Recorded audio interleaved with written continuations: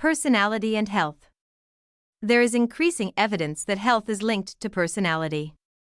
However, until now, the relationship has not affected the way healthcare is delivered. There are several reasons for this. Some health workers doubt whether there is a direct link between health and personality or whether it's just a coincidence. Some feel it is their professional duty to treat all patients in the same way. Others argue that delivering health services according to patients' personalities will have minimal impact and therefore isn't worth the effort.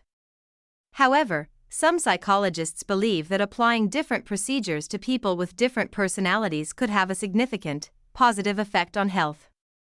Research into personality has, in recent years, focused on the Big Five model of personality types. This model measures how neurotic, extrovert, open to experience, agreeable, and conscientious a person is.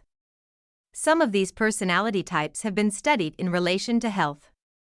For example, conscientious people tend to be less likely to smoke, drink too much alcohol, or be inactive. However, in other cases, the relationship is less clear. Neurotic behavior, for instance, has been found in some studies to increase the risk of death, in others to protect people from illness, and in others to have no link to health at all. Even so, if health workers applied an understanding of personality to the services they provide, they could influence the extent to which patients act on advice and follow their treatment.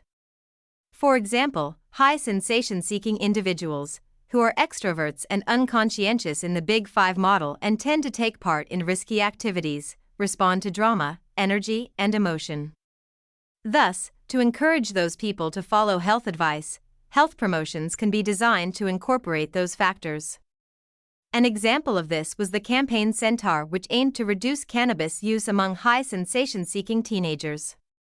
By creating a suitable television advert, they successfully engaged these youths and reduced their recreational drug use. Of course, this approach isn't always possible. It is often impractical and expensive to create several versions of a campaign to reach different personality types.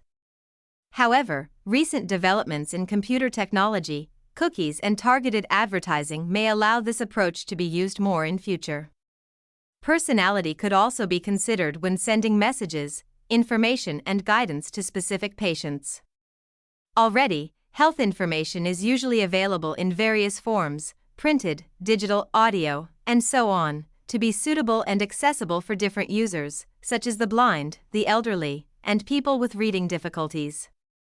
Research has also shown that, by identifying different patients' motivations for treatment and then corresponding with them in a way that reflects their motivations, patients will become more involved in their treatment, compared to when the same messages are sent to everyone. Correspondence could, therefore, be adapted to reflect patients' personality type, too. For example, less conscientious people could be sent phone reminders to attend appointments. So far, there has been very little research into the effectiveness of tailoring health guidance according to personality, so this area deserves further study. Until now, the focus of personality health research has been to explore the link between personality and health and has had very little practical application. Thus, health workers have not engaged deeply with it.